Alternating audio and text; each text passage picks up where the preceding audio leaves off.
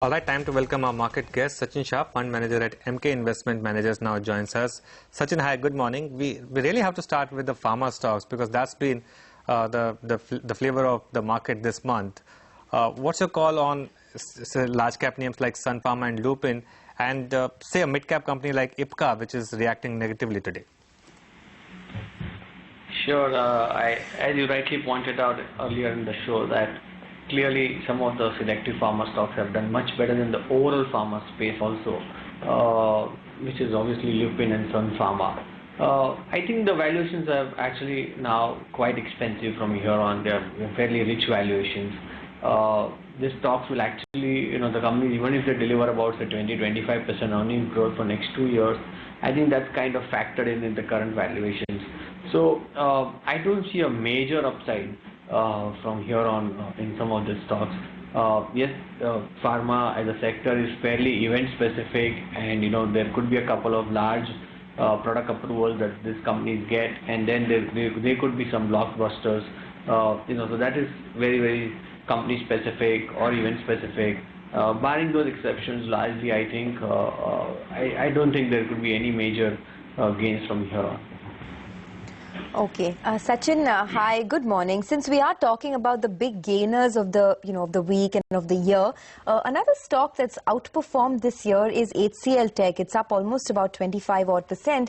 And I remember post the the last quarter earnings, a lot of brokerages raised their target price on the stock because of the quality of the earnings. What is your own estimate of how this quarter will shape up for some of these big gainers, and would you increase your allocation to these names? Well, HCL Tech actually has performed very well. If you see, their number delivery has been very good throughout the year. In fact, for last 2-3 years now. And in valuation front, I don't think it's still very expensive relatively also, and otherwise also. So I think HCL Tech can continue to, if looks like they are going to deliver good numbers even for the next few quarters from here on. So HCL Tech certainly is one of the good investment ideas even at this juncture. As an IT overall space, I think clearly where we have invested is Infosys, because we feel that there is one stock where there is a paradigm shift in terms of the entire management approach. They have a huge war chest in terms of their the cash reserves that they have, and they could be they have an opportunity to do some large acquisitions. Plus the entire business, the way they are approaching it is very different. We have a new leadership there. So our top holding in the IT at this point in time is actually Infosys.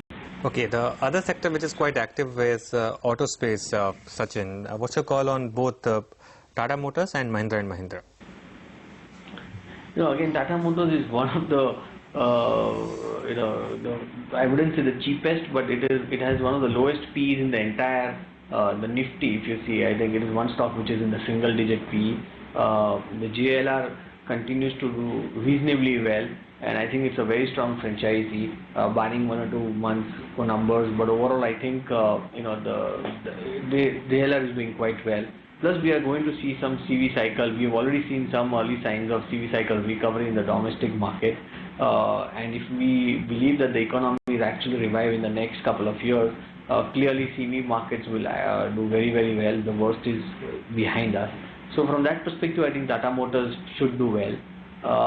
Mahindra & Mahindra is going through some bit of pain because the rural economy, as we have seen incrementally, is not as buoyant as it was maybe in the last 2 years for multiple reasons that we all have discussed in the past.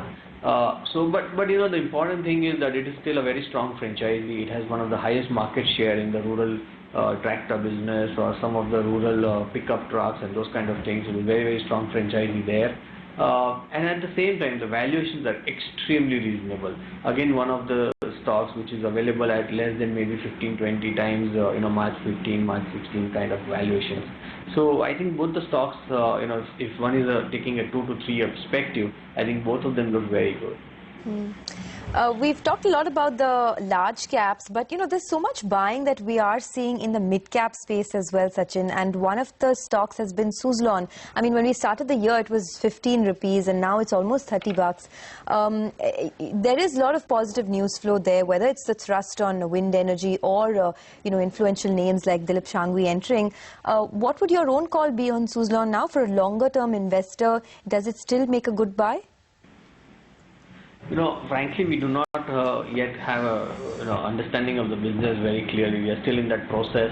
But it's always important that when some large investor comes into it, and we had discussed in the earlier also that there are companies which have good business models but have got stuck because of their legacy debt issues, and there will be some large investors who will come and help them with some bit of financial restructuring going through, and that is exactly what Suzlon is going through.